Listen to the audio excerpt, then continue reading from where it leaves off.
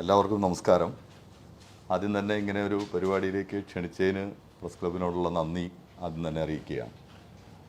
ഇവിടെ സൂചിപ്പിച്ച മാതിരി CPMൻ്റെ എറണാകുളം ജില്ലാ സെക്രട്ടറിയായി കഴിഞ്ഞ ദിവസമാണ് പാർട്ടി ജില്ലാ കമ്മിറ്റി എന്നെ തിരഞ്ഞെടുത്തത്. ഇവിടെ പറഞ്ഞു വലിയ ഉത്തരവാദിത്തമാണ്, തീർച്ചയായും വലിയ ഉത്തരവാദിത്തമാണ്.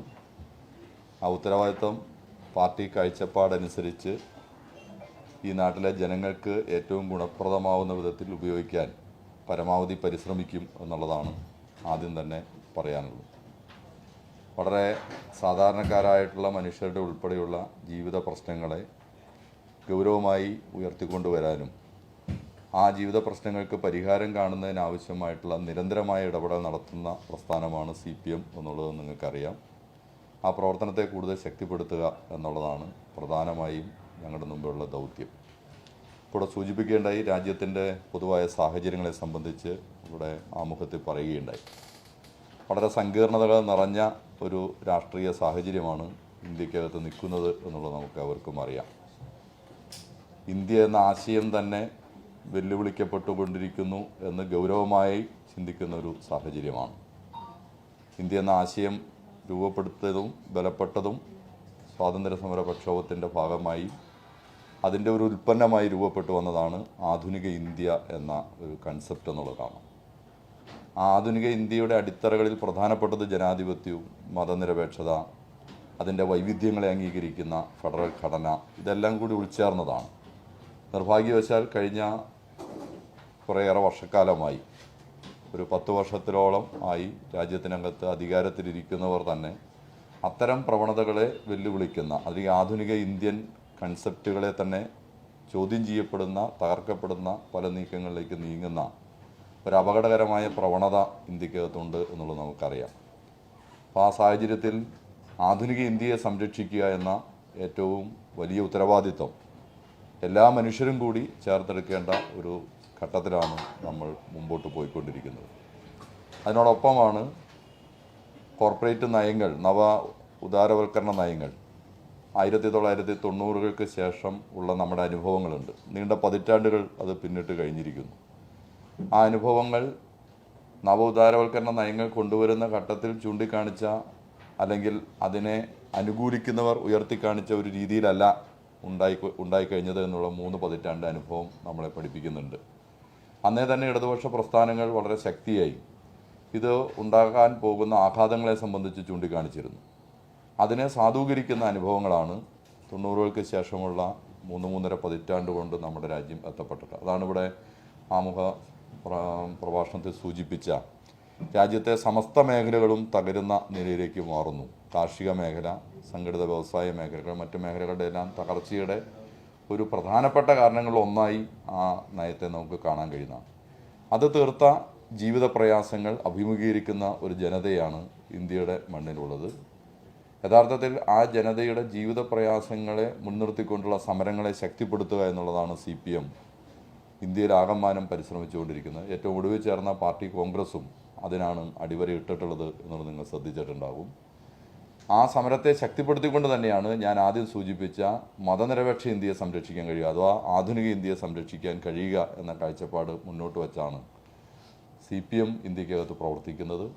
ആ രാഷ്ട്രീയ പ്രവർത്തനത്തെ കൂടുതൽ ശക്തിയോടെ കേരളത്തിലും നമ്മുടെ ജില്ലയിലും മുമ്പോട്ട് കൊണ്ടുപോവുക എന്ന രാഷ്ട്രീയ ഉത്തരവാദിത്തമാണ് വളരെ പ്രധാനമായും നിർവഹിക്കാനുള്ളത് എന്ന ബോധ്യമാണ് ഞങ്ങൾക്കുള്ളത്. എറണാകുളം ജില്ലയിലെ പാർട്ടിയെ സംബന്ധിച്ച് നിങ്ങൾക്ക് അവർക്കും അറിയാം, ഈ സംസ്ഥാനത്തെ തന്നെ ഏറ്റവും തൊഴിലാളി വർഗ പ്രസ്ഥാനത്തിന്, ആധുനിക തൊഴിലാളി പ്രസ്ഥാനത്തിന് വളരെ സംഘടിതമായ വേരോട്ടമുള്ള ഒരു പ്രദേശം. ഈ പറഞ്ഞ പ്രയാസം കൊണ്ട് വ്യവസായ മേഖലയ്ക്കകത്ത് വന്നിട്ടുള്ള ഇന്നത്തെ പരിമിതികൾ അത് ഒരു ഭാഗത്ത് നിലനിൽക്കുന്നുണ്ട്. അത് തൊഴിലാളിയുടെ ജീവിതത്തെയും പ്രതിഫലിക്കുന്നുണ്ട്. എന്തായാലും സുശക്തമായ തൊഴിലാളി സംഘടനയുള്ള ഒരു ജില്ലയാണ് നമ്മുടെ ജില്ല എന്നുള്ളത് നമുക്ക് അവർക്കും അറിയാം. ആ ജില്ലയിലെ പ്രസ്ഥാനത്തെ കൂടുതൽ കരുത്താർജിപ്പിക്കുക എന്ന കടമയാണ് നിർവഹിക്കാനുള്ളത്. 24-ാം പാർട്ടി കോൺഗ്രസിൻ്റെ ഭാഗമായിട്ടുള്ള പാർട്ടിയുടെ ജില്ലാ സമ്മേളനം എറണാകുളത്ത് ചേർന്നത് ശ്രദ്ധിക്കുകയും റിപ്പോർട്ട് ചെയ്യുകയും ചെയ്ത മാധ്യമപ്രവർത്തകരാണ് എൻ്റെ മുന്നിലുള്ളത്. ആ റിപ്പോർട്ടിൽ പാർട്ടി സമ്മേളനം തന്നെ ഞങ്ങൾ വിലയിരുത്തിയിരുന്നു ഇന്നത്തെ നമ്മുടെ ജില്ലയിലെ പാർട്ടിയുടെ സാഹചര്യങ്ങളെ സംബന്ധിച്ച്. അതിലേറ്റവും പ്രധാനപ്പെട്ട ഒന്ന്, വളരെ പാർട്ടിയുടെ സംഘടനാപരമായ പരിശോധനയും വളരെ ഐക്യത്തോടെ പാർട്ടിക്ക് മുന്നേറാൻ കഴിയുന്ന ഒരു അന്തരീക്ഷം ഈ ഘട്ടത്തിൽ നമുക്ക് രൂപപ്പെടുത്താൻ കഴിഞ്ഞിട്ടുണ്ട് എന്നുള്ളതാണ്. തെറ്റായ പല പ്രവണതകളും മുൻകാലങ്ങളിൽ ഉണ്ടായിരുന്നതിനെ സംബന്ധിച്ച് പാർട്ടി തന്നെ ചൂണ്ടിക്കാണിച്ചിട്ടുണ്ട്. പൊതുസമൂഹത്തിൻ്റെ ശ്രദ്ധയിലുള്ള കാര്യങ്ങളാണ്. അതിനെ ഏറ്റവും ശരിയാവണ്ണം അഡ്രസ്സ് ചെയ്യാനും ആ പ്രശ്നങ്ങളെ പരിഹരിക്കാനും ആവശ്യമായ ഒരു നീണ്ടകാലത്തെ പ്രക്രിയ, അതിന് ഗുണകരമായിട്ടുള്ള റിസൾട്ട് ഉണ്ടാകുന്നു എന്നുള്ളതിൻ്റെ സൂചനകൾ ഈ കാലഘട്ടങ്ങളിൽ വളരെ പ്രകടമായിരുന്നു. അങ്ങനെ രൂപപ്പെട്ടു വന്നിട്ടുള്ള പുതിയ അന്തരീക്ഷത്തെ ഉപയോഗപ്പെടുത്തിക്കൊണ്ട് പാർട്ടിയുടെ സംഘടനാ ശേഷിയെ കൂടുതൽ ശക്തിപ്പെടുത്താൻ, പാർട്ടിയുടെ ജനകീയ പിന്തുണയെ കൂടുതൽ ശക്തിപ്പെടുത്താൻ ആവശ്യമായ പ്രവർത്തനങ്ങൾക്ക് രൂപം നൽകണമെന്നാണ് പാർട്ടി ജില്ലാ സമ്മേളനം അതിൻ്റെ ഭാവി പരിപാടിയുടെ രൂപരേഖയിൽ പ്രധാനമായും കണ്ടിട്ടുള്ളത്.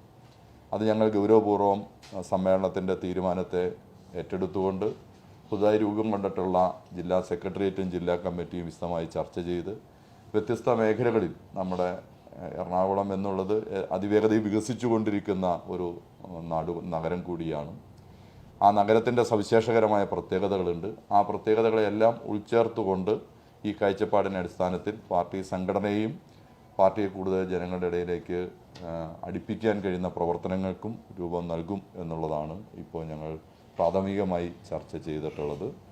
ഈ കാര്യങ്ങളെ നിർവഹിക്കാനുള്ള ഒരു ഉത്തരവാദിത്തം എന്ന നിലയിലാണ് എന്നെ പാർട്ടി ജില്ലാ കമ്മിറ്റി, ജില്ലാ സെക്രട്ടറി എന്ന ചുമതല ഏൽപ്പിച്ചിട്ടുള്ളത്. ഞാൻ ആദ്യം സൂചിപ്പിച്ച പോലെ ആ കാഴ്ചപ്പാടിനകത്ത് നിന്നുകൊണ്ട് കൂടുതൽ ഗുണകരമാവുന്ന വിധത്തിൽ ആ പ്രവർത്തനത്തെ സംഘടിപ്പിക്കാൻ പാർട്ടി ആകമാനം ചേർത്ത് പിടിച്ച് ഉള്ള പ്രവർത്തനങ്ങളായി മുമ്പോട്ട് പോകും എന്നുള്ളതാണ് നിങ്ങളോട് ആമുഖമായി സൂചിപ്പിക്കാനുള്ള കാര്യം. ഈ മയക്കുമരുന്നിന്റെ ഉപയോഗം കൂടി വരികയാണ്. അപ്പൊ അത് നിർമ്മാർജ്ജനം ചെയ്യുന്നതിന് പാർട്ടിയുടെ ഒരു പങ്ക്, അതുപോലെ അത്തരക്കാരെ കണ്ടെത്തി കഴിഞ്ഞാൽ പാർട്ടി ഭാരവാഹിത്വത്തിൽ നിന്ന് പ്രവർത്തകരെ മാറ്റി നിർത്തുക, എങ്ങനെയാണ് അതിനോട് പറയുന്നത്? വളരെ പ്രധാനപ്പെട്ട ഒരു കാര്യമാണ്. ഈ മയക്കുമരുന്നുമായി ബന്ധപ്പെട്ടുള്ള സാഹചര്യം ചില അപകടകരമായ നിലയിലേക്ക് നമ്മുടെ സമൂഹത്തിൽ മാറുന്നതിൻ്റെ സൂചനകൾ വരുന്നുണ്ട്. ഒന്ന്, പാർട്ടി എല്ലാ കാലത്തും അതിനെതിരെ ശക്തമായ സമീപനം സ്വീകരിക്കുന്നതാണ്. അത്തരം കാര്യങ്ങൾ നിർമ്മാർജ്ജനം ചെയ്യാൻ വേണ്ടിയിട്ടുള്ള വളരെ ബോധപൂർവമായിട്ടുള്ള ഒരു രാഷ്ട്രീയ പ്രവർത്തനം ഏറ്റെടുക്കുന്ന പാർട്ടിയാണ് CPM-ഉം ഇതിൻ്റെ മറ്റ് സംഘടനകളും എല്ലാം നിങ്ങൾക്ക് കാണാൻ കഴിയും. അതിൻ്റെ ഭാഗമായി പല ജീവനും നഷ്ടപ്പെട്ടിട്ടുള്ള രക്തസാക്ഷിത്വം വരെ വരിക്കേണ്ടി വന്ന അനുഭവം നമുക്കുണ്ട്. ഇപ്പോൾ നമ്മുടെ ജില്ലയിൽ തന്നെ സഹമാർ വിദ്യാധരനുണ്ട്. മയക്കുമരുന്ന് സംഘത്തിനെതിരെയുള്ള പോരാട്ടത്തിൻ്റെ ഭാഗമായിട്ടാണ് വിദ്യാധരൻ രക്തസാക്ഷിയാവുന്നത് എന്നുള്ളത് നമുക്കറിയാം. അപ്പോൾ അക്കാര്യത്തിൽ ഒരു സംശയവും വേണ്ട. പാർട്ടി എന്ന നിലയിൽ വളരെ കൃത്യമായ സമീപനം സ്വീകരിക്കുകയും തെറ്റായ പ്രവണതകൾ അത്തരത്തിലുണ്ടായാൽ ഒന്നിനെയും അംഗീകരിക്കാതിരിക്കുകയും ചെയ്യുന്ന സമീപനം എല്ലാ കാലത്തും പാർട്ടി സ്വീകരിച്ചിട്ടുണ്ട്. അത് ശക്തമായി മുമ്പോട്ട് കൊണ്ടുപോകും. എന്നാൽ പൊതുസമൂഹത്തിൽ ഇപ്പോൾ ചർച്ച ചെയ്യുന്ന ഈ പ്രശ്നത്തിനകത്ത് വളരെ ഗൗരവമായ ഒരു ഇടപെടൽ ആവശ്യമുണ്ട് എന്നുള്ള കാര്യത്തിൽ നമുക്ക് ആർക്കും സംശയം ഉണ്ടാകില്ല. മയക്കുമരുന്ന് എന്നുള്ളത് കേരളത്തിനകത്ത് മാത്രമല്ല, നമ്മുടെ രാജ്യത്തും ലോകത്തും ഏറ്റവും അപകടകരമായ ഒന്നായി ഇന്ന് രൂപപ്പെട്ട് കഴിഞ്ഞിട്ടുണ്ട്. പ്രത്യേകിച്ച് ഈ സിന്തറ്റിക് ഡ്രഗ്സിൻ്റെ എല്ലാം വ്യാപനം തുടങ്ങിയതോടുകൂടി അതിൻ്റെ ഭീകരത വലുതായി മാറിക്കഴിഞ്ഞു. സാർവദേശീയ തലത്തിൽ ലോകത്തിൻ്റെ പശ്ചാത്തലം എടുത്തു നോക്കിയാൽ വലിയ രൂപത്തിലുള്ള ഒരു മൂലധന നിക്ഷേപം ഇത്തരത്തിൻ്റെ പിന്നിലുണ്ട് എന്നുള്ളത് കാണാൻ കഴിയും. മാർക്സ് മുതലാളിത്തത്തെ സംബന്ധിച്ച് നിരീക്ഷിക്കുന്ന ഘട്ടത്തിൽ എങ്ങനെയാണ് ലാഭം കിട്ടുമെങ്കിൽ അത് മനുഷ്യത്വരഹിതമായി ഇടപെടുന്നത് എന്നതിനെ സംബന്ധിച്ച് വിശദീകരിക്കുന്നുണ്ട്. എനിക്ക് തോന്നുന്ന ഒരു പെട്ടെന്ന് സാധാരണ മനുഷ്യർക്ക് മനസ്സിലാക്കാൻ കഴിയുന്ന ഒരു ക്ലാസിക്കൽ എക്സാമ്പിളാണ് ഈ മയക്കുമരുന്നിൻ്റെ പിന്നിലുള്ള മൂലധന താല്പര്യം എന്നുള്ളത്. അത് ലോകത്ത് വളരെ ഭീകരമായി ഒന്നായി നിൽക്കുന്നു എന്ന് നമുക്ക് കാണാം. ഇപ്പോൾ UN-ൻ്റെ തന്നെ റിപ്പോർട്ട് സൂചിപ്പിക്കുന്നത് 14 വയസ്സിനും 64 വയസ്സിനും ഇടയിൽ പ്രായമുള്ളവരിൽ 17 പേരിൽ ഒരാൾ ലോകത്ത് മയക്കുമരുന്ന് ഉപയോഗിക്കുന്നു എന്നുള്ളതാണ്. അപ്പോൾ അത്ര ഭീകരമാണ് അതിൻ്റെ വ്യാപനം എന്നുള്ളത് കാണാൻ കഴിയും. മാത്രമല്ല, ആദ്യമായി മയക്കുമരുന്ന് ഉപയോഗിച്ച് തുടങ്ങുന്നവരെ സംബന്ധിച്ചിട്ടുള്ള UN റിപ്പോർട്ടിൽ പറയുന്നത് ആദ്യമായ മയക്കുമരുന്ന് ഉപയോഗിക്കുന്നതിൻ്റെ 70% 10 വയസ്സിനും 15 വയസ്സിനും ഇടയിൽ പ്രായമുള്ള കുട്ടികളാണ് എന്നാണ്. എന്ന് പറഞ്ഞാൽ നമ്മുടെ 5ാം ക്ലാസ്സിൽ പഠിക്കുന്ന കുട്ടികൾ മുതലാണ് എന്നാണ് ഇത് പറയുന്നത്. അപ്പോൾ അത് എത്ര ഭീകരമാവുന്നു എന്ന് കാണാം. ഇതാണ് ലോകത്തിൻ്റെ സാഹചര്യം. രാജ്യത്തിൻ്റെ കണക്ക് നോക്കിയാലും അതിഭീകരമായ വ്യാപനമാണ്. പ്രധാനപ്പെട്ട പോർട്ടുകൾ ഉൾപ്പെടെയുള്ളത് ഇതിൻ്റെ കടത്ത് കേന്ദ്രങ്ങളായി മാറുന്ന സ്ഥിതി. മറ്റ് സമീപ രാജ്യങ്ങൾ, അതിർത്തി രാജ്യങ്ങൾക്കകത്ത് നിന്ന് ഡ്രോൺ സംവിധാനങ്ങളെല്ലാം വഴി ഇത് കടന്നു വരുന്ന പ്രവണത, ഇങ്ങനെയുള്ള പല റിപ്പോർട്ടുകളും നമുക്ക് കാണാൻ കഴിയും. അതിൻ്റെ വ്യാപനം നമ്മുടെ രാജ്യത്തും ഭീകരമാണ്. യഥാർത്ഥത്തിൽ ലോകത്തിൻ്റെയും രാജ്യത്തിൻ്റെയും ഈ സാഹചര്യങ്ങളോട് താരതമ്യം ചെയ്താൽ കേരളത്തിൻ്റെ വ്യാപനം അത്ര ഭീകരമാണെന്ന് പറയാൻ കഴിയില്ല. പക്ഷേ അത് പറഞ്ഞ് ഇരിക്കാൻ പറ്റുന്ന ഒരു അന്തരീക്ഷമല്ല നമുക്കിന്ന് കാണും. ഇത് കണക്കുകളുടെ താരതമ്യത്തിൻ്റെ കാര്യമല്ല, മറിച്ച് ചില തെറ്റായ പ്രവണതകൾ നമ്മുടെ സമൂഹത്തിനകത്ത് ഇത്തരത്തിൻ്റെ ഉപയോഗവും അതിൻ്റെ ഭാഗവുമായി രൂപപ്പെട്ടു വന്നിട്ടുണ്ട്. അതിനെ പ്രതിരോധിക്കുക എന്നുള്ളത് വളരെ പ്രധാനപ്പെട്ടതാണ്. ബഹുമാനായ കേരളത്തിൻ്റെ മുഖ്യമന്ത്രിയുടെ നേതൃത്വത്തിൽ ഈ അപകടസ്ഥിതിയെ കണ്ടുകൊണ്ട് ഗവൺമെൻറ് വളരെ ശക്തമായ പ്രവർത്തനങ്ങൾക്ക് ആവശ്യമായ രൂപകൽപ്പന നൽകുകയും വ്യത്യസ്ത മേഖലയിലെ എല്ലാ വിഭാഗം ജനങ്ങളെയും കൂട്ടിയോജിപ്പിച്ചുകൊണ്ട് കേരളത്തിൻ്റെ മുഖ്യമന്ത്രി തന്നെ ഇതിനെതിരെയുള്ള വലിയ പ്രവർത്തനങ്ങൾക്ക് നേതൃത്വം കൊടുക്കാൻ ഗവൺമെൻറ് എന്ന നിലയിൽ മുന്നോട്ട് വരികയും ചെയ്യുന്നത് നമ്മുടെ ശ്രദ്ധയിലുണ്ട്. ആ പ്രവർത്തനത്തിന് പരിപൂർണമായ പിന്തുണ CPM പ്രഖ്യാപിച്ചിട്ടുണ്ട്. അതിന് ആ പ്രവർത്തനത്തിന് എല്ലാ വിധത്തിലുള്ള ഊർജ്ജവും പകരാൻ ആവശ്യമായ പ്രവർത്തനങ്ങളെ ഏറ്റെടുക്കണം എന്നുള്ളതാണ് സംഘടനാപരമായും നമ്മൾ കണ്ടിട്ടുള്ളത്. ഇത് ഏതെങ്കിലും ഗവൺമെൻറ്റോ അല്ലെങ്കിൽ ഗവൺമെൻറ് ഏതെങ്കിലും ഒരു സംവിധാനമോ മാത്രം വിചാരിച്ചാൽ അടിച്ചമർത്താൻ കഴിയുന്ന ഒന്നല്ല. ഇതാണ് അതിനെ സംബന്ധിച്ച നമ്മുടെ കാഴ്ചപ്പാട്. നമ്മൾ പാർട്ടി കാണുന്നത് ഒരു വലിയ ജനകീയ പ്രസ്ഥാനം ഉണ്ടാവണം. അത് കക്ഷി രാഷ്ട്രീയത്തിന് അതീതമാകണം. മറ്റെന്ത് അതിർവരമ്പുകളുണ്ടോ അതിനെല്ലാം അതീതമായി നമ്മുടെ സമൂഹത്തെ ഗ്രസിക്കുന്ന ഈ അപകടകരമായ വിപത്തിനെതിരെയുള്ള പോരാട്ടത്തിൽ ഒരു ബൃഹത്തായ ഒരു ജനകീയ പ്രസ്ഥാനത്തെ രൂപപ്പെടുത്താൻ നമുക്ക് കഴിയണം. ആ പ്രസ്ഥാനം തുടങ്ങിയതുകൊണ്ട് കാര്യമല്ല, അതിൻ്റെ തുടർച്ച വളരെ പ്രധാനപ്പെട്ടതാണ്. ഒരു ലോങ് പ്രോസസ്സിലൂടെ പോകേണ്ട ഒരു പ്രക്രിയയാണ്. മാത്രമല്ല അത് ഗ്രാസ് റൂട്ട് ലെവലിൽ വരേണ്ടതാണ്. ഏറ്റവും താഴെത്തട്ടിലെ മുക്കിലും മൂലയിലും ഇത് വരേണ്ടതാണ്. ഒരു പരിപാടി എന്ന നിലയിൽ ഏതെങ്കിലും ഒരു കേന്ദ്രത്തിൽ കൊണ്ട് ഇത് നടത്തി അവസാനിപ്പിക്കാൻ കഴിയുന്നതല്ല. വളരെ ഗ്രാസ് റൂട്ട് ലെവലിലുണ്ടാവണം. ഒരു നീണ്ടകാല പദ്ധതിയായി ഇത് തുടച്ചു നീക്കുന്നവരെ നിൽക്കുന്ന രൂപത്തിലേക്ക് മാറണം. അങ്ങനെ മാറാൻ കഴിയണമെങ്കിൽ തീർച്ചയായും എല്ലാ വിഭാഗം ജനങ്ങളുടെയും പിന്തുണയുള്ള വലിയൊരു ജനകീയ പ്രസ്ഥാനം, മയക്കുമരുന്നിനെതിരെയുള്ള ഒരു യുദ്ധമായി ഇതിനെ കണ്ടുകൊണ്ട് നമുക്ക് ഏറ്റെടുക്കാൻ കഴിയണം എന്നുള്ളതാണ് കാണുന്നത്. അതിന് എല്ലാ വിഭാഗം ആളുകളെയും കൂട്ടിയോജിപ്പിക്കുക എന്ന പരിശ്രമമാണ് ഗവൺമെൻറ് നടത്തുന്നത്.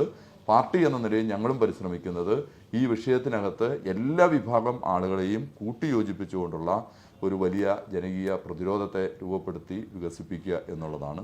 കേരളത്തിനത് കഴിയും എന്ന ഉറച്ച ആത്മവിശ്വാസം നമുക്കുണ്ട്. കാരണം ജനകീയമായ ഇടപെടലിലൂടെ പല മാറ്റങ്ങളും വരുത്തി ലോകത്തിന് മാതൃക കാണിച്ചവരാണ് മലയാളികൾ എന്ന പ്രത്യേകത നമുക്കുണ്ട്. അതുകൊണ്ട് നമ്മുടെ ഭാവി തലമുറയും നമ്മുടെ സമൂഹത്തെയും ബാധിക്കുന്ന ഏറ്റവും അപകടകരമായ പ്രവണതയ്ക്കെതിരെ എല്ലാ വിഭാഗം ജനങ്ങളെയും കൂട്ടിയോജിപ്പിച്ചുകൊണ്ടുള്ള പോരാട്ടത്തെ ഏറ്റെടുക്കണം എന്നാണ് കാണുന്നത്.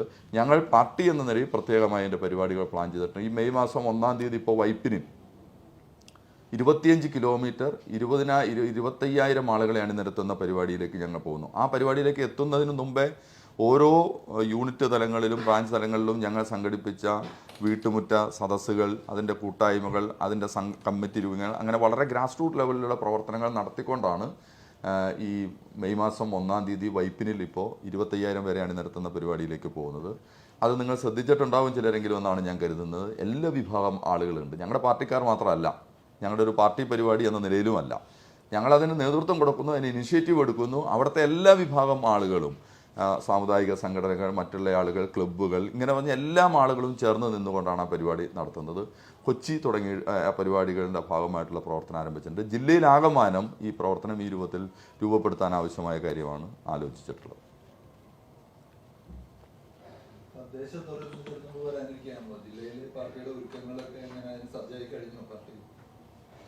തെരഞ്ഞെടുപ്പ് എന്നുള്ളത് നമ്മുടെ രാഷ്ട്രീയ പ്രവർത്തനത്തിൻ്റെ ഒരു ഭാഗമാണ്. സ്വാഭാവികമായിട്ടും നമ്മുടെ പാർട്ടി ജില്ലാ സമ്മേളനങ്ങൾ ചർച്ച ചെയ്യുന്നതും ഭാവി പരിപാടികൾ രൂപപ്പെടുത്തുന്നതും നമ്മുടെ സംഘടനയെ കൂടുതൽ കരുത്താർജിപ്പിക്കാൻ തീരുമാനിക്കുന്നതെല്ലാം ഈ പറഞ്ഞ കാര്യത്തിന് കൂടി സഹായകരമാവുന്നതാണ്. അതിൻ്റെ ഭാഗമായി വന്നു ചേരേണ്ട ഒന്നാണ് ഈ തെരഞ്ഞെടുപ്പ് പ്രവർത്തനവും അതിൻ്റെ വിജയം എന്നുള്ളത്. ആ അർത്ഥത്തിൽ ആ പ്രവർത്തനങ്ങൾക്ക് ഞങ്ങൾ സജ്ജമായി കഴിഞ്ഞിട്ടുണ്ട്. ഈ പാർട്ടി സംഘടനയുടെ സമ്മേളനങ്ങൾ, എല്ലാ ബ്രാഞ്ച് സമ്മേളനങ്ങളും വളരെ മികച്ച രൂപത്തിൽ നമുക്ക് തീർക്കാൻ കഴിഞ്ഞു. ലോക്കൽ സമ്മേളനങ്ങൾ, ഏരിയ സമ്മേളനങ്ങൾ, ജില്ലാ സമ്മേളനങ്ങൾ പൂർത്തീകരിച്ചു. ഞങ്ങളുടെ സംഘടനാ സംവിധാനത്തിൻ്റെ അത്തരത്തിലുള്ള ഇടപെടലുകൾ വളരെ സജീവമായി മാറിക്കഴിഞ്ഞിട്ടുണ്ട്. ആ സമ്മേളനങ്ങൾ കണ്ട കാഴ്ചപ്പാട് ഞാൻ ആദ്യം പറഞ്ഞു. കൂടുതൽ ശക്തിപ്പെടുത്താനും കൂടുതൽ ജനകീയമായി ബന്ധപ്പെടാനും കഴിയുന്ന പ്രവർത്തനങ്ങളിലേക്ക് ഫോക്കസ് ചെയ്യാൻ കണ്ടിട്ടുണ്ട്. ആ പ്രവർത്തനങ്ങൾ രൂപകൽപ്പന ചെയ്യും. സ്വാഭാവികമായത് തെരഞ്ഞെടുപ്പിനെയും ഗുണം ചെയ്യുമെന്നാണ് ഞങ്ങൾ പ്രതീക്ഷിക്കുന്നത്. ഈ മുനമ്പം വിഷയവുമായി ബന്ധപ്പെട്ട് എങ്ങനെയാണ് ഇടപെടലുണ്ടാവുക? സമീപകാലത്ത് ഇപ്പോൾ കേന്ദ്രമന്ത്രി ഉൾപ്പെടെ വന്നിട്ട് ഒരു വെളിപ്പെടുത്തലാണല്ലോ ഇതിനൊരു ഡൈവേർഷൻ ഉണ്ടായത്. ഇത് എങ്ങനെയാണ് യഥാർത്ഥത്തിൽ മുൻപത്തെ ജനങ്ങളെ ചീറ്റ് ചെയ്യുന്ന ഒരു സംവിധാനം ഉണ്ടായി എന്നാണ് മനസ്സിലാക്കാൻ കഴിയുന്നത്. ഇത് പാർട്ടി എങ്ങനെ ഈ വിഷയത്തിൽ ഇടപെടും, ഇതെങ്ങനെ പരിഹരിക്കും? മുനമ്പത്തെ ജനങ്ങളെ ചീറ്റ് ചെയ്തത് ആരാണ് എന്നുള്ളത് ഇപ്പോൾ ജനങ്ങൾക്ക് തിരിച്ചറിഞ്ഞിട്ടുണ്ട് എന്ന് പറയുന്നതായിരിക്കും ശരിയെന്ന് എനിക്ക് തോന്നുന്നു.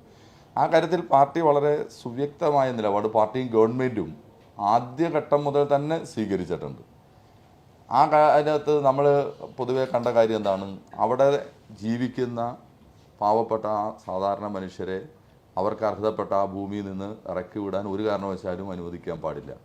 ഇതാണ് നമ്മൾ അതിൻ്റെ അകത്ത് കണ്ടിട്ടുള്ളത്, ഗവൺമെൻറ്റും പാർട്ടിയും കണ്ടിട്ടുള്ള കാഴ്ചപ്പാടാണ്. എന്നാൽ അതിൻ്റെ മുമ്പിലുണ്ടാകുന്ന പ്രയാസം എന്താണ്? പ്രയാസം നിയമപരമായ പ്രശ്നങ്ങളുടേതാണ്. നിയമപരമായ പ്രശ്നങ്ങളുടേതാണ് കുറച്ച് പഴക്കമുള്ളത് കൂടിയാണ് എന്ന്. ഞാൻ അതിൻ്റെ എല്ലാ ചരിത്രത്തിലേക്കും പോകേണ്ടതില്ലല്ലോ. പഴക്കമുള്ളതായ നിയമപ്രശ്നങ്ങളുടേതാണ്. അപ്പോൾ ശാശ്വതമായ പരിഹാരം ഉണ്ടാകണമെങ്കിൽ നിയമപരമായിട്ടുള്ള ഈ കുരുക്കഴിക്കാൻ കഴിയുന്ന സമീപനത്തിലേക്ക് പോകാൻ കഴിയണം. അതാണ് പാർട്ടിയും ചിന്തിച്ചത്, ഗവൺമെൻറ്റും ചിന്തിച്ചിട്ടുള്ളത്. കേരളത്തിൻ്റെ മുഖ്യമന്ത്രി അത് ആദ്യഘട്ടത്തിൽ തന്നെ വളരെ വ്യക്തമായി സൂചിപ്പിച്ചിട്ടുണ്ട്. അതിൻ്റെ അടിസ്ഥാനത്തിൽ നിയമപരമായ ശാശ്വതമായ പരിഹാരത്തിലേക്ക് പോകാൻ സഹായകരമാവുന്ന വിധത്തിലാണ് ജുഡീഷ്യൽ കമ്മീഷനെ ഉൾപ്പെടെ നമ്മൾ നിയോഗിക്കപ്പെട്ടതും. അതിൻ്റെ റിപ്പോർട്ട് കൂടി ഉൾച്ചേർത്തുകൊണ്ട് ഗവൺമെൻറ് ഒരു പൊസിഷൻ എടുക്കുമ്പോൾ അത് സ്വാഭാവികമായും കുറേ കൂടി നിയമപരമായിട്ടുള്ള ഈ വിഷയത്തിൻ്റെ നിഗമനങ്ങളിലേക്ക് എത്തിച്ചേരാൻ സഹായകരമാവും എന്ന് കണ്ടുകൊണ്ടുള്ള സമീപനം സ്വീകരിച്ചിട്ടുണ്ട് എന്നുള്ളതാണ്. അതുകൊണ്ട് പാർട്ടിയും ഗവൺമെൻറ്റും ഈ കാര്യത്തിൽ തുടക്കം മുതൽ വളരെ കൃത്യമായ സമീപനമാണ് സ്വീകരിച്ചത്. അതുകൊണ്ട് ഞങ്ങൾ ജനങ്ങളോട് ഈ കാര്യത്തിൽ വളരെ ശരിയായ സമീപനമാണ് സ്വീകരിച്ചിട്ടുള്ളതെന്ന് കാണാം. മാത്രമല്ല, ഈ ഗവൺമെൻറ് വന്നു കഴിഞ്ഞപ്പോഴാണ് അവിടെ കരമടയ്ക്കണമെന്ന ആവശ്യം. ആ പ്രശ്നം നിയമസഭയിൽ ഉയർത്തുന്നത് വൈപ്പിൻ MLA KN ഉണ്ണികൃഷ്ണനാണ്. ഇടതുപക്ഷ ജനാധിപത്യ മുന്നണിയുടെ MLA ആയ CPM ജില്ലാ സെക്രട്ടേറിയറ്റ് അംഗമായിട്ടുള്ള ഉണ്ണികൃഷ്ണനാണ് ഈ പ്രശ്നം തുടർച്ചയായി നിയമസഭയിൽ കൊണ്ടുവരികയും അവിടെ ശ്രദ്ധയിൽ കൊണ്ടുവരികയും അവർക്ക് കരമടയ്ക്കാൻ ആവശ്യമായ ഒരു തീരുമാനത്തിലേക്ക് കൊണ്ടുപോയി. പിന്നെ അത് നിയമപരമായ പ്രശ്നങ്ങളിലേക്ക് പിന്നീട് പോകുന്നതാണ് നമ്മൾ കണ്ടത്. അപ്പോൾ ആ സമയം മുതൽ ഇപ്പോൾ ഈ വിവാദമായി അല്ലെങ്കിൽ ചില ആളുകൾ വന്നു ചേർന്നുകൊണ്ട് ചില രാഷ്ട്രീയ ലക്ഷ്യത്തിന് വേണ്ടി നടത്തുന്ന ശ്രമങ്ങൾക്ക് മുമ്പേ തന്നെ ആ വിഷയത്തെ അഡ്രസ്സ് ചെയ്യുകയും ഒരു ശരിയായ സമീപനം സ്വീകരിക്കുകയും ചെയ്തിട്ടുണ്ട് പാർട്ടി എന്നുള്ളത് കാണണം. ഇത്തരം കാര്യങ്ങളിൽ നമ്മൾ കാണേണ്ട ഒരു പ്രധാനപ്പെട്ട കാര്യം, ഞങ്ങളുടെ അഭിപ്രായം, ഇത്തരം പ്രശ്നങ്ങൾ വരുമ്പോൾ അത് സത്യസന്ധമായി ശരിയാവണ്ണം അഡ്രസ്സ് ചെയ്യാൻ ഏത് രാഷ്ട്രീയ പാർട്ടിക്കും കഴിയണം എന്നുള്ളതാണ്. അത് വളരെ പ്രധാനപ്പെട്ടാണ്. ആ ജനങ്ങളുടെ പ്രശ്നങ്ങളെ ശരിയാവണ്ണം അഭിമുഖീകരിക്കുക. ഇവിടെ അതിൻ്റെ മുകളിൽ കുറേ പുകമുറ സൃഷ്ടിക്കുക, അതാണ് ഇപ്പോൾ ഇവിടെ സൂചിപ്പിച്ചത്. വളരെ വ്യാജമായ ചില പ്രതീതി ഉണ്ടാക്കാനുള്ള ശ്രമം നടത്തി, വലിയ പ്രചരണം നടത്തി. കേന്ദ്രമന്ത്രി ഇവിടെ വന്ന് നിങ്ങൾ മാധ്യമപ്രവർത്തകരോട് സംസാരിക്കുമ്പോഴാണ് ആ ചോദ്യങ്ങളുടെ ഉത്തരം എന്ന നിലയിൽ യഥാർത്ഥ കാര്യം പറയേണ്ടി വന്നു. കാരണം അത് അധികം നാൾ ഒളിപ്പിച്ചു വയ്ക്കാൻ കഴിയില്ലല്ലോ. തെറ്റിദ്ധരിപ്പിക്കാനും പുകമുറ സൃഷ്ടിക്കാനും കഴിഞ്ഞേക്കാം. അതിനെല്ലാം താൽക്കാലികമായ ആയുസേ ഉണ്ടാവുള്ളൂ, കുറച്ച് കാലത്തേക്ക് നിർത്താൻ കഴിയുള്ളൂ. വസ്തുതയായി തന്നെ അവിടെ കിടക്കുകയാണ്. അപ്പോൾ സ്വാഭാവികമായും കേരളം പോലെയുള്ള ഒരു ജനാധിപത്യ സമൂഹത്തിൽ ഇക്കാര്യങ്ങളെ സൂക്ഷ്മമായി നിരീക്ഷിക്കാനും വിലയിരുത്താനും കഴിയുന്ന ശേഷിയുള്ള ഒരു സമൂഹത്തിൽ, ആ ചോദ്യം ഉയർത്താൻ ശേഷിയുള്ള മാധ്യമങ്ങളുള്ള ഒരു സമൂഹത്തിൽ ആ ചോദ്യങ്ങളുടെ മുന്നിൽ വസ്തുതകൾ യഥാർത്ഥമായി പറയേണ്ടി വരും. അങ്ങനെ പറയാൻ നിർബന്ധിതമായതാണ് കേന്ദ്രമന്ത്രി കിരൺ റിജിജുവിൻ്റെ സ്റ്റേറ്റ്മെൻറ്റ് എന്നുള്ളത് കാണാം. അതോടുകൂടി ഒരു കാര്യം വ്യക്തമായി, ഒരു വ്യാജപ്രതീതി ഉണ്ടാക്കിക്കൊണ്ട് രാഷ്ട്രീയ ലക്ഷ്യം സൃഷ്ടിക്കാൻ വേണ്ടി BJP നടത്തിയ ശ്രമം തകർന്നു വീണിരിക്കുന്നു. അത് ജനങ്ങൾ, ആ സമരം ചെയ്യുന്നവർ ഉൾപ്പെടെ കൂടുതൽ അതിനെ മനസ്സിലാക്കിയിരിക്കുന്നു എന്നുള്ളതാണ് കാണുന്നത്. ഇത്തരം സാഹചര്യം വന്നു കഴിഞ്ഞപ്പോൾ വസ്തുതാപരവും കൃത്യവുമായ നിലപാട് സ്വീകരിക്കാൻ നിർഭാഗ്യവശാൽ കേരളത്തിൻ്റെ കോൺഗ്രസും UDFും തയ്യാറായില്ല എന്ന വിമർശനവും ഞങ്ങൾക്കുണ്ട്. അവർ ആ സമീപനം സ്വീകരിച്ചപ്പോൾ ആ പുകമുറയുടെ ഇടയിലൂടെ രാഷ്ട്രീയ ലക്ഷ്യം നേടാൻ സംസ്ഥാന സർക്കാരിനെ ടാർഗറ്റ് ചെയ്യാൻ, കോർണർ ചെയ്യാൻ കഴിയുമോ എന്നതിൻ്റെ നീക്കമാണ് അവർ നടത്തിയത് എന്നുള്ളത് കാണാൻ കഴിയും. അതിനുമേറ്റ തിരിച്ചടിയാണ് ഈ വസ്തുതകൾ പുറത്തു വന്നത് എന്നുള്ളത് കാണാം. ഗവൺമെൻറ് എടുത്ത നിലപാടിൽ, ഞങ്ങളുടെ പാർട്ടി എടുത്ത നിലപാടിൽ അവരെ സമരം ചെയ്തുകൊണ്ടിരിക്കുന്നവർ ഇപ്പോൾ കൂടുതൽ ആത്മവിശ്വാസം പ്രകടിപ്പിക്കുന്നു, അതിനെ വിശ്വാസത്തിലെടുക്കുന്നു എന്നുള്ളത് കാണാൻ കഴിയും. ഒരു സംശയവും വേണ്ട, ഞാൻ ആദ്യം സൂചിപ്പിച്ച പോലെ അവിടുത്തെ ജനങ്ങളുടെ പക്ഷത്ത് നിന്ന പ്രശ്നങ്ങൾക്ക് ശാശ്വതമായി പരിഹാരം കാണുക എന്നുള്ളതാണ് പാർട്ടിയുടെയും സർക്കാരിൻ്റെയും നിലപാട്. കേന്ദ്ര വഖഫ് നിയമത്തിന്റെ ചോട് പിടിച്ചിട്ട് സംസ്ഥാനത്ത് എന്തെങ്കിലും നിയമം കൊണ്ടുവരാനായിട്ട് ഉദ്ദേശിക്കുന്നത്? കേന്ദ്ര വഖഫ് നിയമത്തെ സംബന്ധിച്ച് കൃത്യമായ പൊസിഷൻ നമ്മുടെ പാർട്ടി അഖിലേന്ത്യാ നേതൃത്വം തന്നെ പറഞ്ഞു കഴിഞ്ഞിട്ടുണ്ട്. അതിനപ്പുറത്തൊന്നും വേറെ ഇല്ലല്ലോ. അതാണല്ലോ നമ്മുടെ നയം എന്നുള്ളത്. അത് ശരിയാവണ്ണം നമ്മുടെ സമൂഹത്തെ ഡിവൈഡ് ചെയ്യാൻ വേണ്ടിയിട്ടുള്ള നീക്കത്തിൻ്റെ ഭാഗമായി തന്നെ രൂപപ്പെടുത്തിയതാണ്. ഇപ്പോൾ ഈ ആദ്യം പറഞ്ഞ വിഷയത്തെ ഉൾപ്പെടെ അതിനോട് കൂട്ടിക്കെട്ടിക്കൊണ്ട് വളരെ സമർത്ഥമായി ബില്ല് പാസ്സാക്കാൻ വേണ്ടിയുള്ള നീക്കം നടത്തുകയും കുറച്ചാളുകളെങ്കിലും നമ്മുടെ നാട്ടിൽ തെറ്റിദ്ധരിപ്പിക്കാൻ അവർക്ക് കഴിഞ്ഞിരുന്നു എന്നുള്ളതും ഒരു വസ്തുതയാണെന്ന് കാണും. പക്ഷേ യഥാർത്ഥ ഉദ്ദേശം എന്താണ്? യഥാർത്ഥ ഉദ്ദേശം ഞാൻ ആമുഖത്തിൽ പറഞ്ഞു. 2014 ശേഷം അധികാരത്തിലിരിക്കുന്ന BJP, ആ BJPയെ നയിക്കുന്നത് RSS ആണ്. RSS രാജ്യത്തെ ലക്ഷണമൊത്ത ഫാസിസ്റ്റ് സംഘടനയാണ്. ആ RSSനെ നിയന്ത്രിക്കപ്പെടുന്ന BJP ആണ് രാജ്യത്ത് ഭരിച്ചുകൊണ്ടിരിക്കുന്നത്. കഴിഞ്ഞ 10 വർഷം കയ്യിൽ കിട്ടിയ അധികാരത്തെ BJP ഉപയോഗിക്കുന്നത് ഭരണത്തിൻ്റെ സംവിധാനങ്ങളെ ഉപയോഗപ്പെടുത്തി, ഭരണഘടനാ സ്ഥാപനങ്ങളെ പോലും ഉപയോഗപ്പെടുത്തി RSSൻ്റെ പ്രത്യയശാസ്ത്രത്തിൻ്റെ പ്രയോഗവൽക്കരണത്തിന് വേണ്ടിയിട്ടാണ്.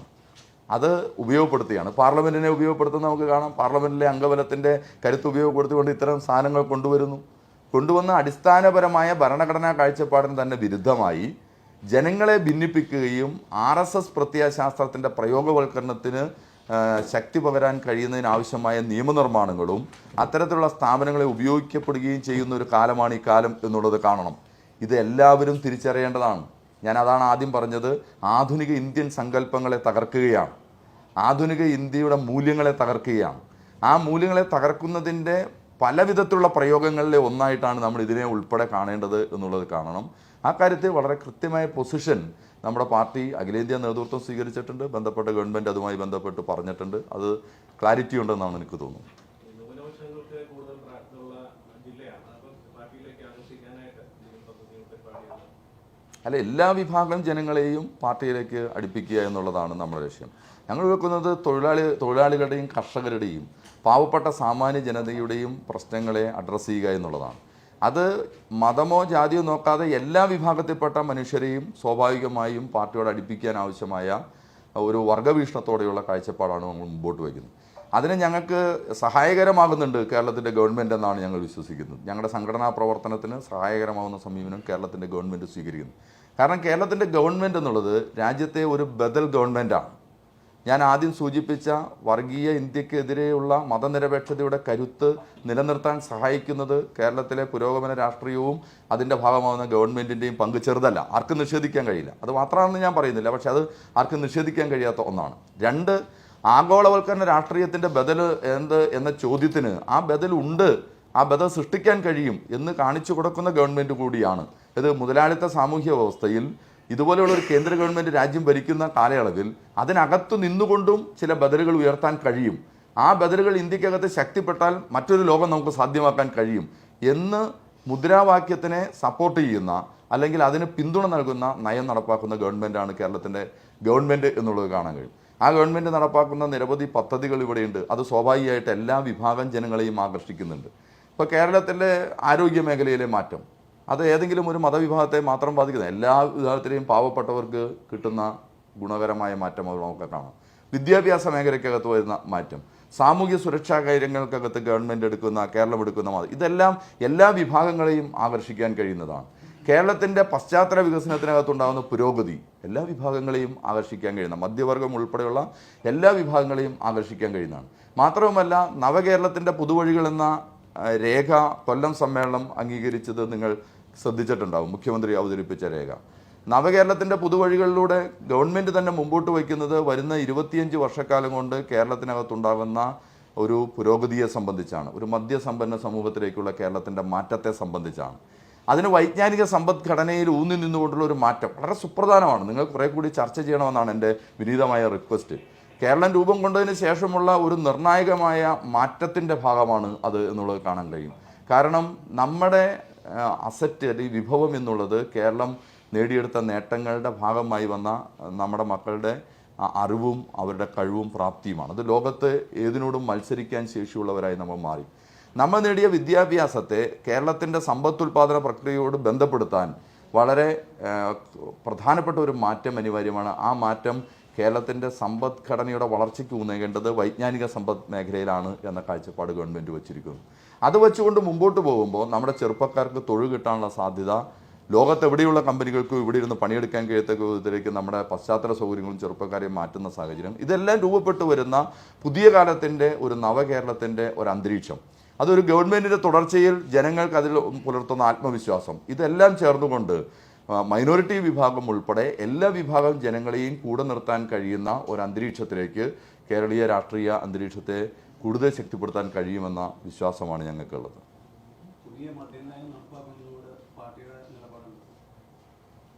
പാർട്ടി നിലപാട് പാർട്ടി സംസ്ഥാന നേതൃത്വം പറഞ്ഞിട്ടുണ്ട്. അതിൻ്റെ വ്യക്തമായ കാഴ്ചപ്പാട് പറഞ്ഞിട്ടുണ്ട്.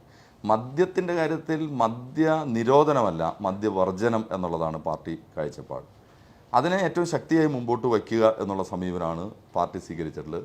അതിൻ്റെ മറ്റു കാര്യങ്ങളെ സംബന്ധിച്ചെല്ലാം പാർട്ടി നേതൃത്വം അതിൻ്റെ വിശദാംശങ്ങൾ, അതിൻ്റെ ഗവൺമെൻറ്റിൻ്റെ ഭാഗത്തു നിന്നുള്ള വിശദാംശങ്ങൾ എല്ലാം നടത്തിയിട്ടുണ്ട്. മദ്യവർജനം, ഇപ്പോൾ മയക്കുമരുന്ന് നമ്മൾ ആദ്യം പറഞ്ഞതിനോടുകൂടി ചേർത്ത് വയ്ക്കാവുന്നതാണ്. മദ്യവർജനത്തെ പ്രോത്സാഹിപ്പിക്കുക എന്ന സമീപനമാണ്.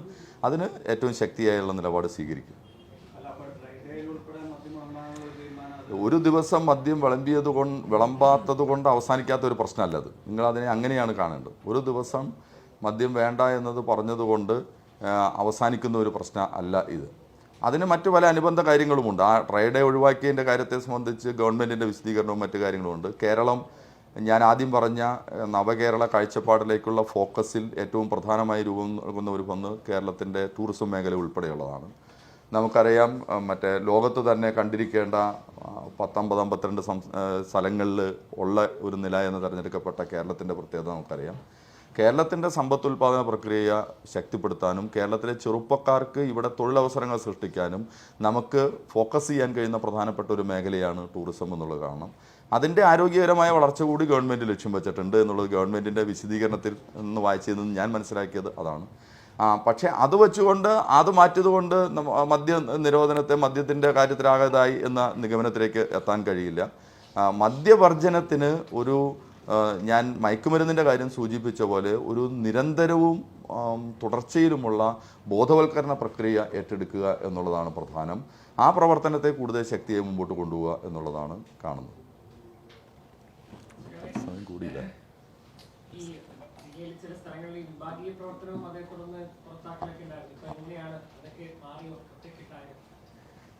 വിഭാഗീയത എന്ന് പറഞ്ഞത് നമ്മൾ നേരത്തെ അതിനൊരു വലിയ ക്യാൻവാസ് ഉണ്ടല്ലോ. ആ അർത്ഥത്തിലുള്ള വിഭാഗീയത ഇന്ന് എറണാകുളം ജില്ലയിലില്ല, കേരളത്തിലെ പാർട്ടിക്കകത്തില്ല. അപ്പോൾ ആ പദം പ്രയോഗിക്കുമ്പോൾ കേൾക്കുന്ന ജനങ്ങൾ തെറ്റിദ്ധരിക്കപ്പെടും. അതുകൊണ്ടാണ് ഞാൻ അങ്ങനെ എടുത്തു പറയുന്നത്. അങ്ങനെയൊന്നും നമ്മുടെ ജില്ലയ്ക്കകത്തില്ല, കേരളത്തിലില്ല. അങ്ങനെ ഉണ്ടായ ഒരു കാലം ഉണ്ടായിരുന്നു. അത് പാർട്ടി തന്നെ തുറന്നു പറഞ്ഞിട്ടുണ്ട്, നിങ്ങൾ ശ്രദ്ധിച്ചിട്ടുള്ളതാണ്. അപ്പോൾ അങ്ങനെ ഉണ്ടായ ഒരു കാലം, തെറ്റായ പ്രവണതകൾ വന്ന കാലം ഉണ്ടായിരുന്നു. അത് പരിഹരിക്കുന്നതാണ് ഒക്കെ പറഞ്ഞ കാലമുണ്ട്. അതിനെ ഞങ്ങൾ അതിജീവിച്ചിട്ടുണ്ട്. അത് കൂട്ടായ പ്രവർത്തനത്തിലൂടെയാണ്. അത് പാർട്ടി എന്നുള്ളത് കളക്റ്റീവ് ലീഡർഷിപ്പാണ്, കൂട്ടായ നേതൃത്വമാണ്. ആ കൂട്ടായ നേതൃത്വത്തെ പാർട്ടി കാഴ്ചപ്പാടിൻ്റെ അടിസ്ഥാനത്തിൽ വികസിപ്പിച്ചെടുത്തുകൊണ്ട് ഞങ്ങൾക്ക് നന്നായി അത് അതിജീവിക്കാൻ കഴിഞ്ഞിട്ടുണ്ട്. അതാണ് എറണാകുളം ജില്ലയുടെ അനുഭവം. ഞാൻ പറഞ്ഞു ഇന്ന് നിങ്ങൾ പറഞ്ഞ ചില ഒറ്റപ്പെട്ട സംഭവങ്ങളുണ്ട്. അതും കഴിഞ്ഞ സമ്മേളനം ഞങ്ങൾ ഗൗരവപൂർവ്വം ചർച്ച ചെയ്ത ഒന്നാണ്. ഒറ്റപ്പെട്ട സംഭവങ്ങൾ സ്വാഭാവികമാണ്. കാരണം മനുഷ്യരുടെ പാർട്ടിയാണല്ലോ, മുതലാളിത്ത സാമൂഹിക വ്യവസ്ഥയ്ക്കകത്ത് തന്നെ ജീവിക്കുന്നതാണ്. അതിൻ്റെ ജീർണതകളും സ്വാധീനങ്ങളും എല്ലാം മനുഷ്യരെ സ്വാധീനിക്കും. അതിനോട് സമരം ചെയ്യുക എന്നുള്ളതാണ് കമ്മ്യൂണിസ്റ്റുകാരെ സംബന്ധിച്ചിടത്തോളം വ്യക്തി ജീവിതത്തിലും പ്രധാനപ്പെട്ട ഒന്ന് കാണാൻ കഴിയും. പക്ഷേ അതിൻ്റെ സ്വാധീനങ്ങൾ പല രൂപത്തിലും ഉണ്ടാകാം. അങ്ങനെ ഉണ്ടാകുന്ന പ്രവണതകളെ സൂക്ഷ്മം നിരീക്ഷിക്കുകയും സമയത്ത് ഇടപെടുത്തി തിരുത്തുകയും ചെയ്യുക എന്നുള്ളത് ഞങ്ങളുടെ സംഘടനാ മെക്കാനിസത്തിൻ്റെ പ്രധാനപ്പെട്ട ഭാഗമാണ്. ഇപ്പോൾ ഇവിടെ ഉന്നയിക്കപ്പെട്ട പ്രശ്നങ്ങൾ നമ്മുടെ ജില്ലയിലെ ചില കാര്യങ്ങൾ മനസ്സിൽ വെച്ചുകൊണ്ടാണ്. അത് ഞങ്ങൾ പരിശോധിച്ചപ്പോൾ കണ്ടത്, ഞാൻ ആദ്യം സൂചിപ്പിച്ച വിഭാഗീയതയുടെ സ്വഭാവം അല്ല അതിനുള്ളത്. അത് ചില വ്യക്തി കേന്ദ്രീകൃതമായ താല്പര്യങ്ങളാണ്. അതിൻ്റെ ഭാഗമായി രൂപപ്പെട്ടു വരുന്ന, യഥാർത്ഥത്തിൽ പറഞ്ഞ ചെറിയ കാര്യങ്ങളിൽ നിന്നും ഉണ്ടാകുന്ന പ്രശ്നങ്ങളാണ്. അപ്പോൾ അതെങ്ങനെ ഉണ്ടാകുന്നു, അത് ഞങ്ങൾ വളരെ ഗൗരവമായി പരിശോധിക്കേണ്ട കാര്യം എന്താണ്? അതുണ്ടാകുന്നതിൻ്റെ പ്രധാനപ്പെട്ട കാര്യങ്ങളിലൊന്ന് ഞങ്ങൾ കാണുന്നത് രാഷ്ട്രീയവും സംഘടനാപരവുമായ ചോർച്ചയാണ്. അവിടുത്തെ കുറവാണ്. ചോർച്ച എന്ന് പറഞ്ഞത് ഉണ്ടായിരുന്നത് നഷ്ടപ്പെട്ടു, ആ പ്രയോഗം തെറ്റായിരിക്കുമെന്ന് എനിക്കാണ്. പക്ഷേ കുറവാണ്. ആ രാഷ്ട്രീയവും സംഘടനാപരവുമായ കുറവിൽ നിന്നാണ് വ്യക്തി കേന്ദ്രീകൃതമാകാൻ നോക്കുന്നത്. ഞാനിപ്പോൾ പാർട്ടിയുടെ ജില്ലാ സെക്രട്ടറി എന്നുള്ളത് എൻ്റെ വ്യക്തിക്കല്ല പ്രധാനം. പാർട്ടി എന്നുള്ളത് കൂട്ടായതാണ്. ഈ നാട്ടിലെ ജനങ്ങളുടേതാണ് ഈ പാർട്ടി. ആ ജനങ്ങളുടെ ആവശ്യങ്ങൾക്ക് വേണ്ടിയാണ് പാർട്ടി നിൽക്കുന്നത്. അപ്പോൾ ആ കാഴ്ചപ്പാടിനെ അനുസരിച്ച് അവരെ ചിന്തിപ്പിക്കാനും പ്രവർത്തിപ്പിക്കാനും ഞങ്ങൾ കുറേ കൂടി പരിശ്രമിക്കുകയും ഇടപെടുകയും ചെയ്യേണ്ടത്. ഇവിടെ ഉയർന്നു വന്ന എല്ലാ പ്രശ്നങ്ങളെയും ഞങ്ങൾക്ക് കൈകാര്യം ചെയ്യാവുന്നതേ ഉള്ളൂ, പരിഹരിക്കാൻ കഴിയുന്ന പ്രശ്നങ്ങളേ ഉള്ളൂ എന്ന കാര്യത്തിൽ ഞങ്ങൾക്ക് സംശയമില്ല.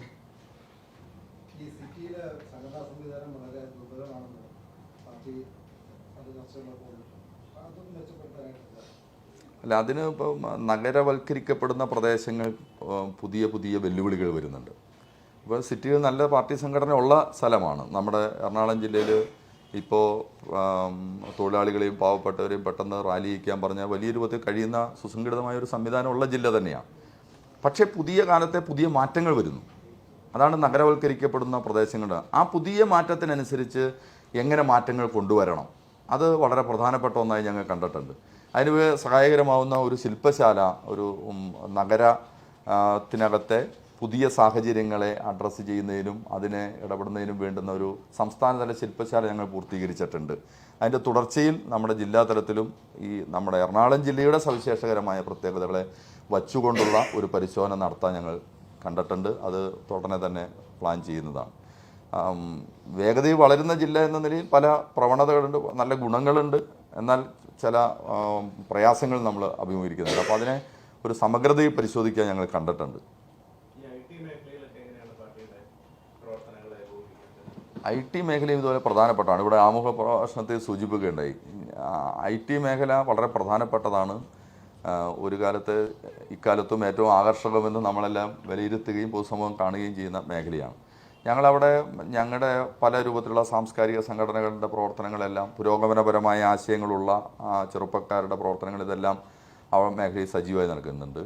DYFI എന്ന നിലയിൽ ഞാൻ DYFIയുടെ മുൻ ഒരു ചുമതലക്കാരൻ കൂടിയായിരുന്ന നിലയിൽ DYFI എന്ന നിലയിലുള്ള ചെറുപ്പക്കാരുടെ ഇടപെടലും പ്രവർത്തനങ്ങളും ആ മേഖലയിൽ സജീവമായി നടക്കുന്നുണ്ട്. അപ്പം ഞാൻ ഓർക്കുന്നത്, ഞാൻ DYFIയുടെ ഭാരവാഹിയായി ജില്ലാ സെക്രട്ടറി എല്ലാമായി വരുന്ന ഘട്ടത്ത് അന്ന് ഇത്ര വലിയ ക്രൈസിസ് ഇല്ല. ഈ IT മേഖലയിലൊന്നും നമ്മുടെ സാമ്പത്തിക മേഖലയിലെ ക്രൈസിസ് ഇത്രമാത്രം വലിയ രൂപത്തിൽ വന്നിട്ടില്ല. അപ്പോൾ അന്ന് ഞങ്ങളുടെ എല്ലാവരുടെയും ഒരു ചർച്ച ഈ IT മേഖലയിലെ ചെറുപ്പക്കാരെ എങ്ങനെ സമീപിക്കാൻ കഴിയും എന്നുള്ളതായിരുന്നു. പല ശ്രമങ്ങളും നമ്മൾ ആ സമയത്ത് നടത്തി നോക്കിയിട്ടുണ്ട്. പക്ഷെ അന്ന് അങ്ങനെ ഫലപ്രദമായി വിജയിച്ചിരുന്നില്ല. പക്ഷേ 2008 തുടങ്ങി 2018 ആകുമ്പോഴത്തേക്കും ഈ സാമ്പത്തിക ക്രൈസിസിൻ്റെ ലോകത്താകമാനമുള്ള ഒരു രൂപം ശക്തിപ്പെട്ടതോടുകൂടി അതിൻ്റെ പ്രതിഫലനങ്ങളെല്ലാം ഇവിടെയും ഉണ്ടാകാൻ തുടങ്ങിയല്ലോ. അപ്പോൾ ഞങ്ങൾ നേരിട്ട് മനസ്സിലാക്കിയ ഒരു കാര്യം, IT മേഖലയിലെ ചെറുപ്പക്കാർ രണ്ടുപേരും ചേർത്താണ് ഞാൻ പറയുന്നത്, അവർ ഞങ്ങളെ തേടി വരാറുണ്ട്. അതൊരു അവരുടെ ജീവിതാനുഭവങ്ങളിൽ നിന്നും ജീവിത പ്രയാസങ്ങളിൽ നിന്നും വരുന്ന മുൻനിർത്തി വരുന്ന അതാണ് ഇവിടെ സൂചിപ്പിച്ചത്. അന്ന് അവർ പറഞ്ഞൊരു കാര്യമുണ്ട്, ഞങ്ങൾ ജീവിതത്തിൽ ഏറ്റവും കൂടുതൽ ഭയപ്പെടുന്നത് എന്തിനെയാണ് എന്നറിയുമോ എന്ന് ഞങ്ങൾ അവരുടെ ഒരു മീറ്റിങ്ങിൽ ഞാനിപ്പോഴും ഓർമ്മയിൽ സൂക്ഷിക്കുകയാണ്. ആ ഒരു പെൺകുട്ടി പോയി, ഞങ്ങൾ ജീവിതത്തിൽ ഏറ്റവും ഭയപ്പെടുന്നത് ഞങ്ങളുടെ മെയിലിൻ്റെ ഇൻബോക്സാണ്. ഞങ്ങൾ ജീവിതത്തിൽ ഏറ്റവും കൂടുതൽ ഭയപ്പെടുന്നത്. കാരണം എന്താണെന്ന് വെച്ചിട്ടുണ്ടെങ്കിൽ, ഇന്ന് രാത്രി പണി കഴിഞ്ഞിട്ട് പോയിട്ടുണ്ടാവും, രാവിലെ മെയിൽ ചെക്ക് ചെയ്യുമ്പോൾ ഞങ്ങളെ പിരിച്ചുവിട്ടതിൻ്റെ ഓർഡറായിരിക്കും ഉണ്ടാകുക എന്നാണ്. കേരളത്തിൻ്റെ സാമൂഹ്യ അന്തരീക്ഷത്തിൽ മറ്റൊരു മേഖലയിലും അങ്ങനെ നടക്കുന്ന ഒന്നല്ല. ഇപ്പം ഞാൻ കാർഷിക മേഖലയിലാണ് വരുന്നതെന്ന് പറഞ്ഞിട്ട് ടാപ്പിംഗ് ഉൾപ്പെടെയുള്ള റബ്ബർ മേഖല ഉൾപ്പെടെയുള്ള, അപ്പോൾ ടാപ്പിംഗ് തൊഴിലാളിയെ പിരിച്ചുവിടണമെങ്കിൽ അടുത്ത തവണത്തെ വെട്ടിന് മുമ്പ് പിരിച്ചുവിടണമെങ്കിൽ ഈ തുണമേ നമ്മൾ പറയും. ഇപ്പോൾ വയനാടൊക്കെ കാർഷിക മേഖലയാണല്ലോ, അടുത്ത വർഷത്തേക്കും മറ്റേ വിലയില്ല, പ്രയാസമാണ്. അപ്പോൾ ഞാൻ കൃഷിക്കാരൻ പറയും, ഞാൻ തന്നെ വെട്ടിയാലാണെന്ന് ഉദ്ദേശിക്കുക എന്ന് പറഞ്ഞാൽ നിങ്ങൾ അടുത്ത തവണത്തേക്ക് വേറെ ജോലി കരുതണം എന്ന ഒരു അറിയിപ്പ് കൊടുക്കും. അത് വെറുതെ ഉണ്ടായ ഒന്നല്ല കേട്ടോ, അത് കേരളത്തിൻ്റെ സമര പോരാട്ടങ്ങളിലൂടെ രൂപപ്പെടുത്തി വന്ന ഒരു സാമൂഹ്യ അവബോധമാണ്. ഒരു തൊഴിലാളിയെ വലിച്ചെറിയാൻ കഴിയില്ല, ഒരു തൊഴിലാളിയെ ചേർത്ത് നിർത്തണം, അവൻ്റെ ജീവിതം പ്രധാനപ്പെട്ടതാണ്. അത് രൂപപ്പെട്ടത് കേരളത്തിൻ്റെ ചരിത്രത്തിൽ രൂപപ്പെട്ടു വന്ന ഉജ്ജ്വലങ്ങളായ തൊഴിലാളി പ്രക്ഷോഭങ്ങളിലൂടെ രൂപപ്പെട്ടു വന്ന ഒരു സാമൂഹ്യ അന്തരീക്ഷത്തിൽ നിന്നാണ് ആ ഒരു ബോധം ഉണ്ടാകുന്നത്.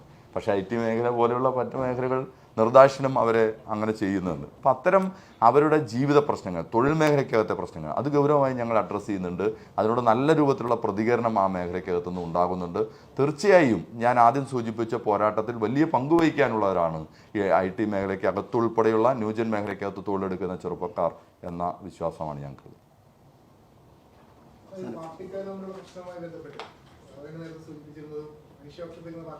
പക്ഷെ അത് വളരെ ഏകപക്ഷീയമായി പോകുന്നുള്ളൂ. ഇപ്പോൾ ജില്ലയിൽ തന്നെ ഒരു മുതിർന്ന നേതാവിനെതിരെ ജേക്കബ് പരാതി എഴുതുന്നു, പിന്നീട് ജേക്കബ് ബന്ധപ്പെട്ട് വിശദീകരണ സാഹിത്യത്തിലേക്ക് പോകുന്നു, പൂണിത്തുറയിലേക്ക് വന്നാൽ അവിടെ ഒരു പ്രശ്നം ഉണ്ടാകുന്നു, അതിൽ 7 പേരെ പാർട്ടിക്കാരെ തന്നെ പുറത്താക്കുന്നു. അപ്പോൾ ഒരു കൂത്താട്ടുള്ള വിഷയത്തിൽ ഏകപക്ഷീയമായി പോകുന്നുണ്ട്. ജില്ലാ നേതൃത്വമായി അടുത്ത് നിൽക്കുന്ന ആളുകൾക്ക് അത്തരത്തിലൊരു സംരക്ഷണം ഒരുക്കുന്നു, അങ്ങനെ ഒന്നേ ഇല്ല.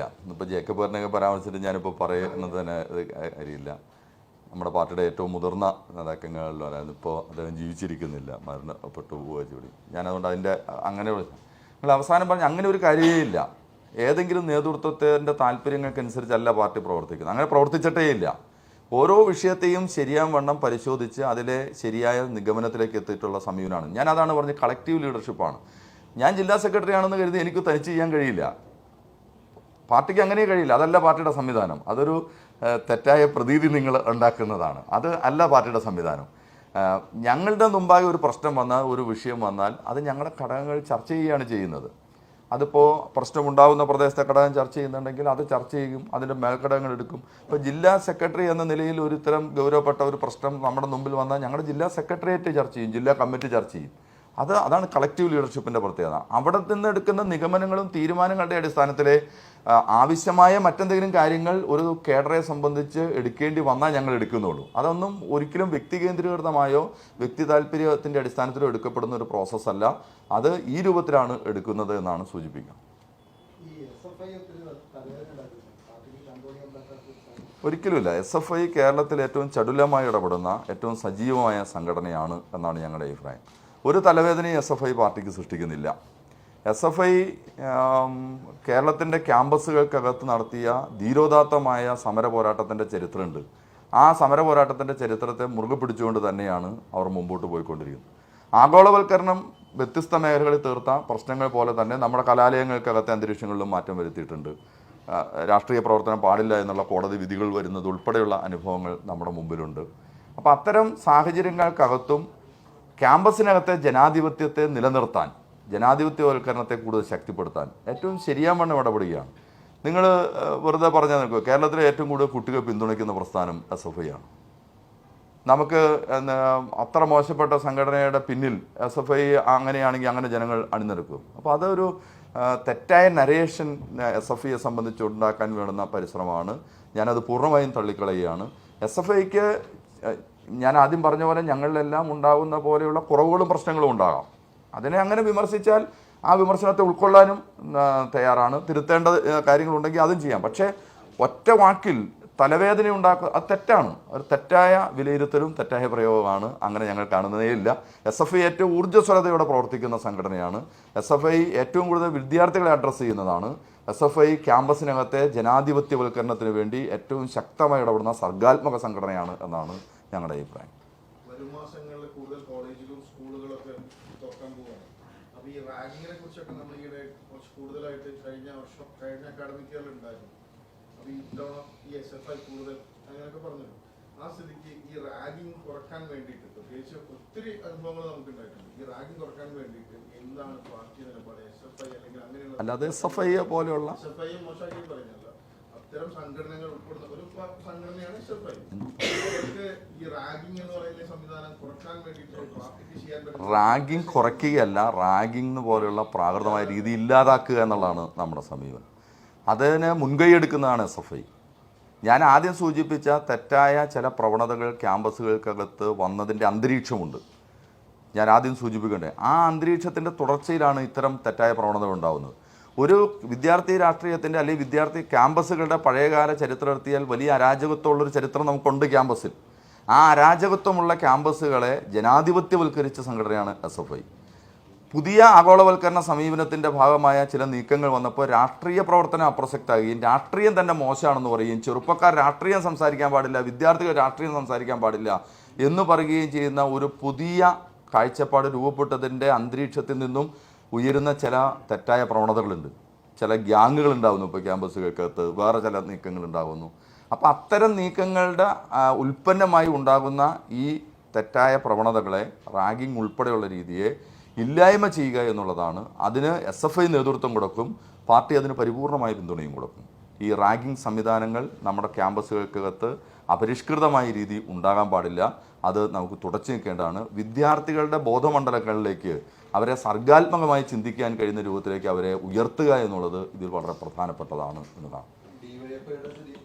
ഞാൻ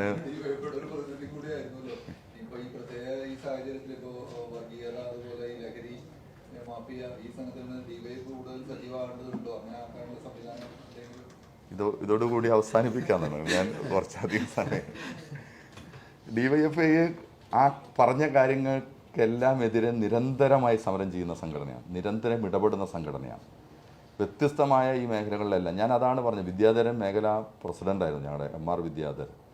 എല്ലാ സമയത്തും ഇപ്പോൾ നിങ്ങളുടെ തന്നെ മാധ്യമങ്ങളിൽ പലരും റിപ്പോർട്ട് ചെയ്തിട്ടുണ്ട്, മയക്കുമരുന്നിനെതിരെ ഏറ്റവും കൂടുതൽ ക്യാമ്പയിൻ ചെയ്യുന്ന സംഘടന DYFI ആണെന്ന്. നിങ്ങളുടെ മാധ്യമ സുഹൃത്തുക്കൾ തന്നെ സമൂഹത്തിൽ ഇത്തരം കാര്യങ്ങളെ നടക്കുന്ന കാര്യങ്ങളെ വിലയിരുത്തിക്കൊണ്ട് പറഞ്ഞിട്ടുണ്ട്. DYFI ആ കാര്യത്തിൽ ഏറ്റവും ഊർജ്ജസ്വലമായി പ്രവർത്തിക്കുന്ന സംഘടനയാണ്. ഏറ്റവും ശക്തിയായിട്ടാണ് ഇപ്പോൾ അതിൻ്റെ പ്രവർത്തനങ്ങൾ മുമ്പോട്ട് പോയിക്കൊണ്ടിരിക്കുന്നത്. ഇപ്പം നമുക്കറിയാം സമൂഹത്തിലെ വ്യത്യസ്തമായ വിഷയങ്ങൾ അവർ ഏറ്റെടുക്കുന്നുണ്ട്. ആ സംഘടന നിർവഹിക്കേണ്ട ഉത്തരവാദിത്വം, ഞാൻ DYFയുടെ പഴയകാല പ്രവർത്തകൻ കൂടി ഒരാളായിരുന്ന ആളാണ്. പ്രവർത്തിക്കാൻ കഴിയാത്ത, നമുക്കെല്ലാം രാഷ്ട്രീയ പ്രവർത്തനമോ പൊതുജീവിതമോ അല്ലെങ്കിൽ സ്വകാര്യ ജീവിതത്തിനോ കഴിയാത്ത കോവിഡ് കാലത്ത് പോലും ഏറ്റവും സജീവമായി വീടുകൾക്കകത്ത് ഇടപെട്ട സംഘടനയാണ്. വയനാട് ദുരന്തമുണ്ടായപ്പോൾ നമ്മൾ കണ്ടു. അപ്പോൾ സമൂഹത്തിൽ ഏതാവശ്യങ്ങൾക്കും ഇടപെടാനും പ്രവർത്തിക്കാനും ചെയ്യുന്ന ഏറ്റവും ജാഗ്രതയോടെ പ്രവർത്തിക്കുന്ന സംഘടനയാണ്. മതനിരപേക്ഷതയെ നിലനിർത്താൻ വർഗീയതയ്ക്കെതിരെയുള്ള പോരാട്ടത്തിൽ സന്ധിയില്ലാതെ സമരം ചെയ്യുന്ന സംഘടനയാണ്. ഞാനിപ്പോൾ എൻ്റെ അനുഭവത്തിലുണ്ട്. ഇവിടെ ചില ഭക്ഷണം കഴിച്ച് തുപ്പിയിട്ട ഭക്ഷണം കൊടുക്കണമെന്നും പറഞ്ഞ് BJPയുടെ സംസ്ഥാന അധ്യക്ഷൻ ഒരു സ്റ്റേറ്റ്മെൻറ്റ് നടത്തിയ കാലം നമ്മൾ ഓർക്കുന്നുണ്ട്. അന്ന് ഉച്ചയ്ക്ക് ഞങ്ങൾ പ്രഖ്യാപിച്ചിട്ടാണ് അന്ന് വൈകുന്നേരത്തേക്ക് കാസർഗോഡ് മുതൽ തിരുവനന്തപുരം വരെ ഫുഡ് സ്ട്രീറ്റ് ഞങ്ങൾ നിർത്തിയത്. ഒറ്റ പ്രഖ്യാപനം കൊണ്ടാണ്. അപ്പം മതനിരപേക്ഷതയ്ക്ക് പോർലേക്കുന്ന ഏത് നീക്കമുണ്ടായാലും ആ നീക്കത്തിനെതിരെ വളരെ ജാഗ്രതയോടെ പ്രവർത്തിക്കുന്ന പ്രസ്ഥാനമാണ് DYFI. അത് ഏറ്റവും ഊർജ്ജസ്വലമായാണ് പ്രവർത്തിക്കുന്നത് എന്നാണ് എൻ്റെ അഭിപ്രായം.